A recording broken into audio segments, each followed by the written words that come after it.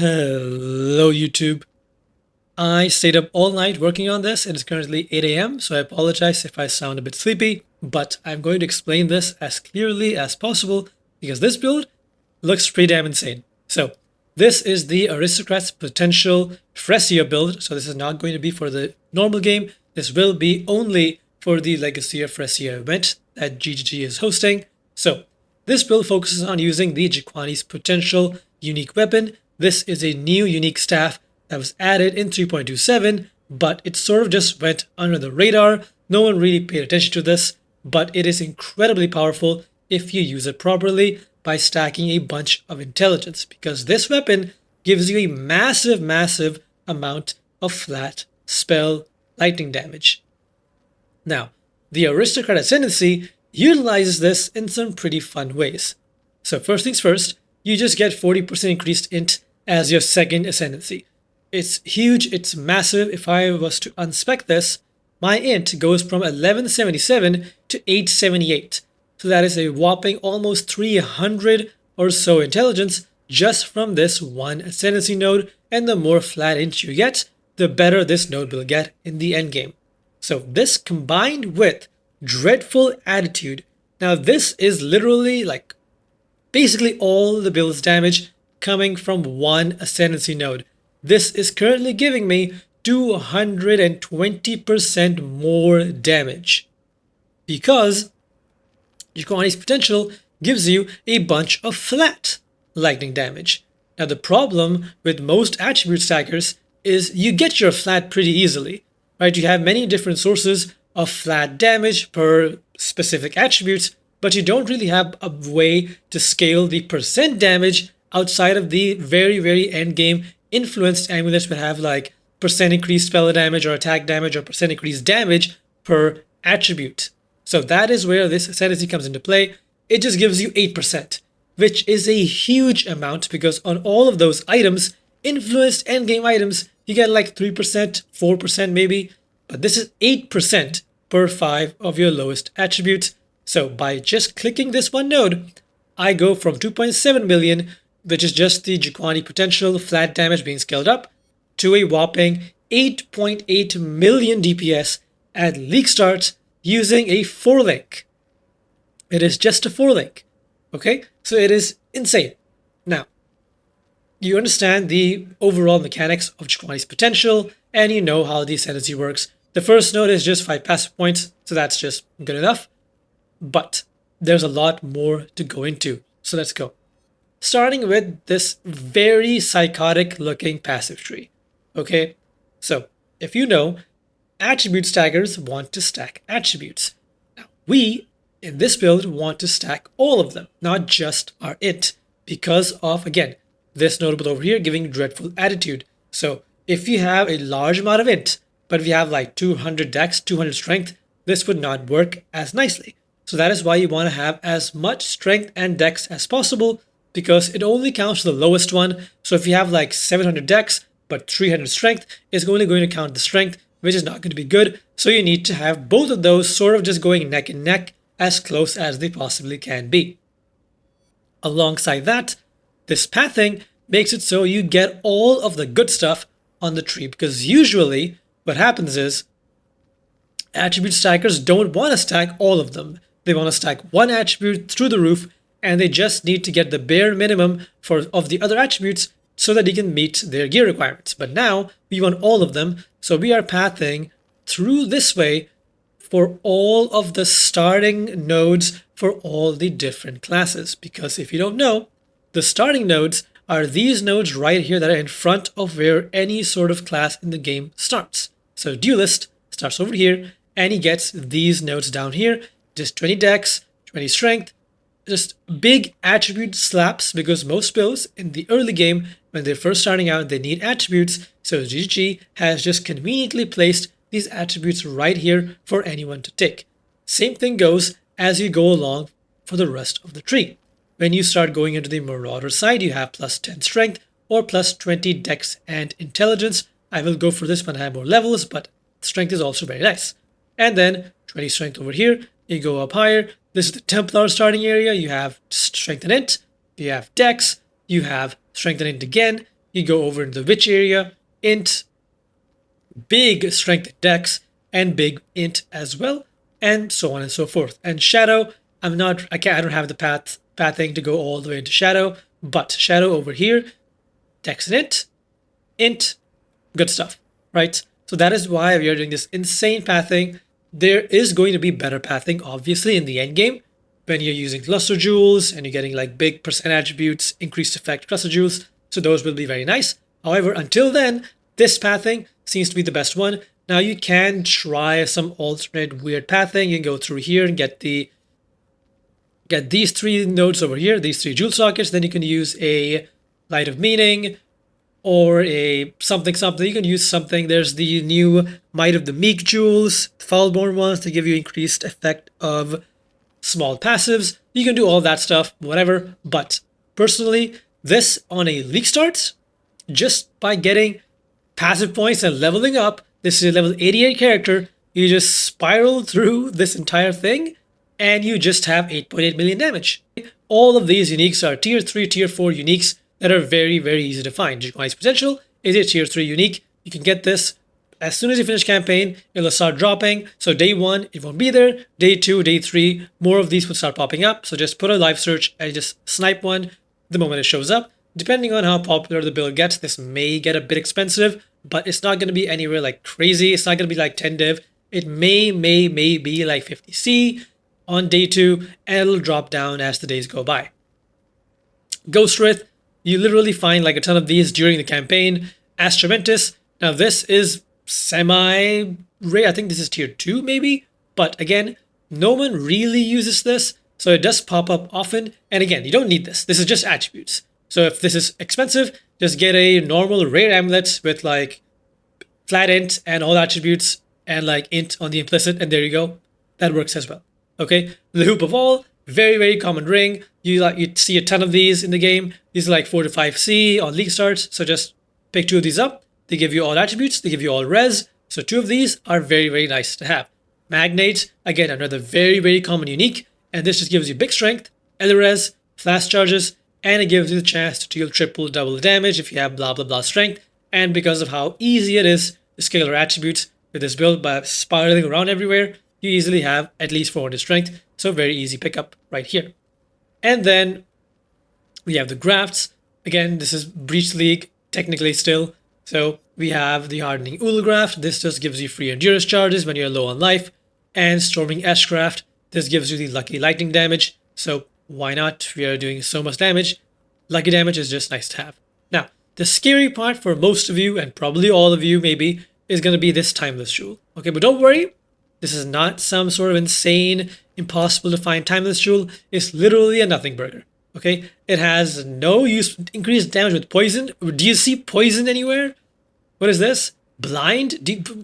Okay, right. So this doesn't do anything. There is attack and cast speed here because it's just there. But all you need is the Trader Keystone right here. Now, if you don't know how the Trader Keystone works, it's very simple. Flasks gain 4 charges per empty flask slot.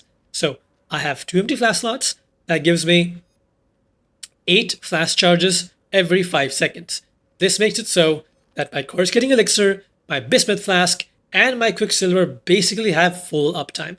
These 2 have full 100% uptime, and the Quicksilver has 84% uptime, but that it will mostly feel like it has full uptime. So you just be able to go super, super fast, even when you're not actively killing things. So, on the topic of flasks, why am I using a Timeless Jewel this early on? Shouldn't I just skip this for later so that I don't complicate things? Well, Draconi's Potential has a big downside, and this gives you blood magic. So blood magic on the tree over here, so it's right here. It removes all mana, gives you 10% more life, but skills cost life instead of mana, and skills reserve life instead of mana. That means if you want to use any auras, you will have to reserve life. So the only way to go around this downside is to either get like 50 billion life and reserve half of that so that you have 25,000 life, or the easier solution is to just go low life, aka you reserve all of your life and you just rely on your ES pool instead. So I am reserving my life using Wrath, Flesh and Stone, Arctic Armor, and Vitality. I'm using these 4 auras. I'll explain why Vitality in a moment, but these are just good tanky auras. I might replace these later on. I'm not really sure what to put here, so we'll see. I might remove Arctic Armor and I might get a little bit more reservation efficiency and get Zealotry in here instead for even more damage. That could be nice.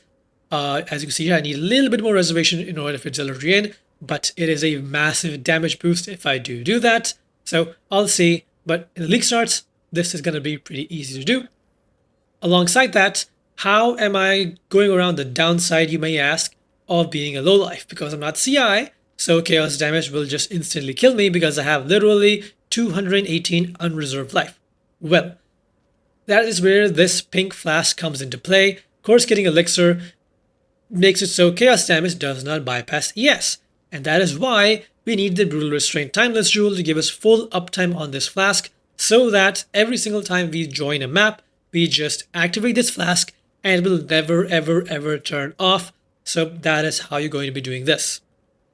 Of course, in the uber endgame, if you're running Waldo maps with ghosts that delete your flasks, then obviously you'll be doing something very different, but that is for a whole different scenario. We're gonna let the super uber giga juicers handle that part.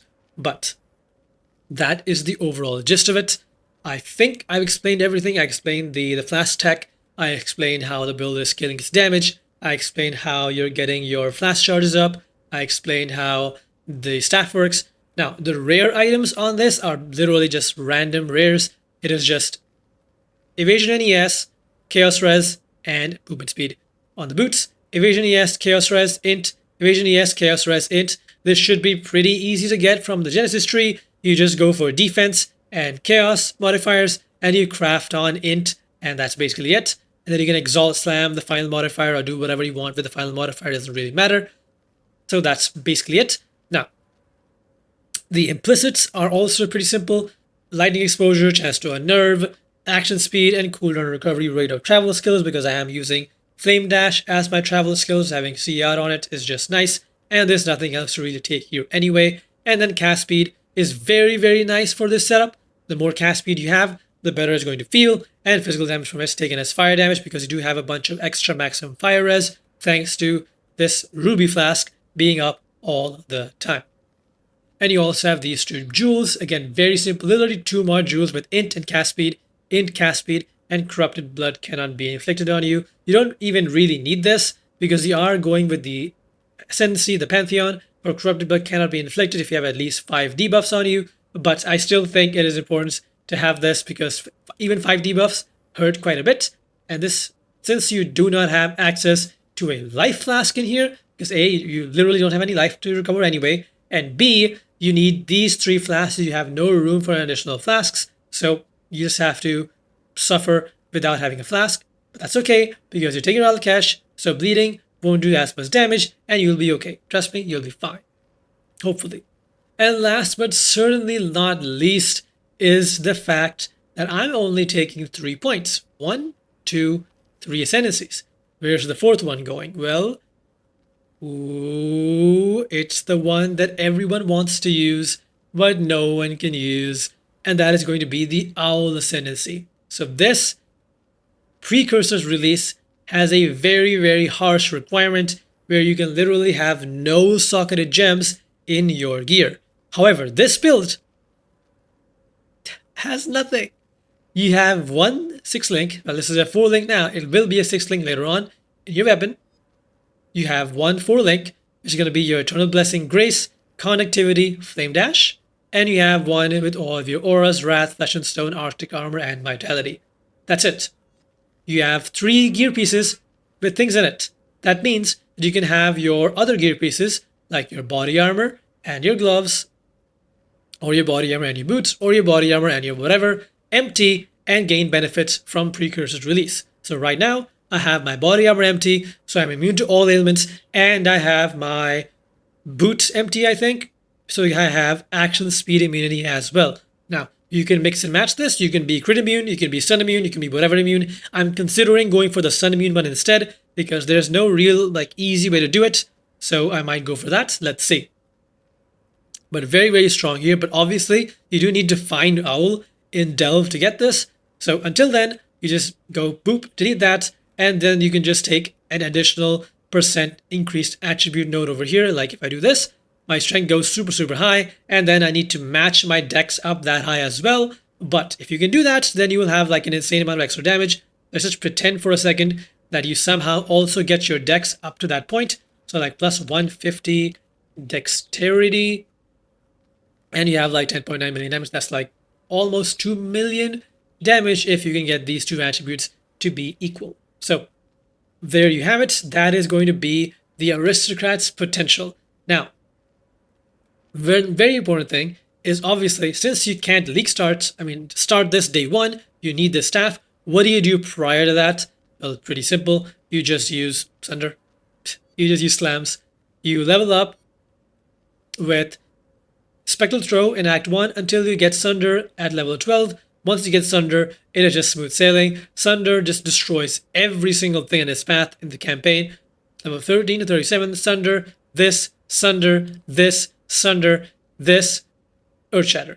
Okay, so once you reach Cruel Lab, which is the second lab, you will switch over to Earthshatter because Earthshatter is just far superior in my opinion. However, if you don't want to use this, then don't use it. You can just stay Sunder through the entire campaign. You can literally stay Sunder for the entirety of the early mapping experience as well. It's completely up to you. But do know that the longer you play Sunder, the worse. But do note, the longer you play Sunder, the more harsh the refund cost, the gold cost is going to be for respecking your tree. So just be careful about that because you have to do a big respec. So if I look over here, this is the tree for the early maps. This is still Earthshatter. And then this is the tree for the Jikwani swap. So you need to literally just change everything. The only thing that stays the same is these like 6 nodes over here and everything else changes. So just be ready for that. Save your refund points that you get in the campaign. Save your regret orbs. Save your gold if you're going to be going for this. Now, I do have some in-game footage that I'm going to show, but just note, I am using a level 1 Crackling Lance. I don't have anything. I have random implicits. I just have random movement speed on my boots and int. I don't even know what this glove is. I don't know what this is. I know what this is. This is a ghost wraith. I don't know what this is. It's a whole mess. I do have a Cyclopean coil, so sure, I don't have a Magnite because I got too lazy to go buy one. I don't have any graphs because it's standards, but I'm gonna show what the concept and overall look of the character is gonna be once you actually get everything up and running. I am also unascended. I am just a 0-point champion because obviously I don't have access to the Phrecia ascendancy. So I'm just literally naked. I don't even have an amulet anoint. So here we go. But you can see here that the damage is going to be decent. This is a tier 7 map, but it's not going to be this bad, obviously. Right? This is just to show how the build looks and how it clears. So Crackling Lance does have a beam portion to it, and it has a clearing, which is a branching portion. So you can clear easily. And when it starts firing the beam, you can kill a single target easily. So I'm just going to quickly skip ahead because this is kind of very slow, obviously, because I have no damage. It's a level 1 skill in a tier 7 map. So you get the problem there. But even with a level 1 skill on a 4 link with nothing, unascended character, I'm clearing the map. I'm actually getting through the map. It's not like I'm not dying. I'm not taking an insane amount of damage. I'm actually surviving and thriving, if you look at it. So let me just quickly reach the boss and show you what that looks like.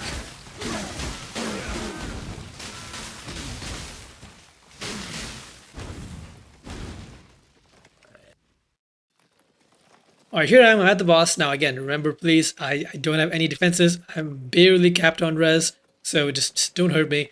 But this is just a showcase of the damage, okay, and of just how it's gonna feel. So it's not that bad, as you can see. Once it ramps up to 4 stages, it starts to do a pretty decent chunk of damage to, oh well, I'm dead, to bleed. But you get the point, you get the idea, you get the gist of it. Stop mocking me. That is going to be how you'll play this character out. So one thing to note is you don't have to use Crackling Lance. you can use any skill in the game that you want to use, because the damage you're getting here is generic spell lightning damage and generic percent increased damage. So you can use Wave of Conviction, you can use Spark. Spark is actually very good with this. You can use Arc with this. You can use Divine Ire. You can use literally any spell that you feel like you want to use. However, the main thing to note is you need to have a good effectiveness of added damage. If you don't have good effectiveness, then you're essentially just wasting all the added damage you're getting from the staff. So Crackling Lance, for example, has a 120% effectiveness of added damage at level 1. I think this goes up to like some sort of 160, I think, maybe more at max level. So it's not the best, but it's pretty decent. Something like Wave of Conviction, this has 220 base and it goes up to like 300 something. So this could potentially be a really good option if you want to use this. There's also a Spark, 190 on base. I think it goes up to like 250, something like that. Arc is also 120, but Arc, Arc is just very nice for clearing very big AoE chains and everything. So it is up to you if you want to go that. One final thing to note that I forgot to mention is, why am I using Vitality in a character that has no life and doesn't care about the life that it loses or whatever? Well, that is because since you have blood magic, you are using your life to cast your spells. So this means in game, this is my life, I cast my spells, my life gets used, obviously.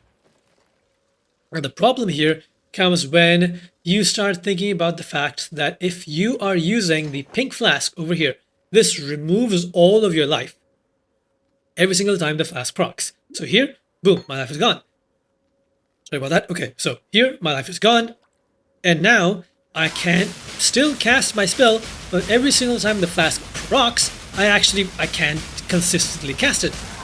There's a small hitch when it casts. Now, right now, I have regen on my glove right over here. Now, that is helping in this issue, but Vitality is there so that if you do run 0 on life because of the flask, you don't just suddenly become incapable of casting your skill. So that is why Vitality is there. However, I might remove that if I don't feel like it's necessary, because in that version of the tree, I am taking a bunch of these nodes over here. Like, look, percent life regen over here, and I think there's more somewhere else as well. Somewhere, I don't remember where. But that might be enough, and if it is, then I'll remove Vitality. So if you do want to play this character, I will be league starting it. I will be putting up daily updates for this.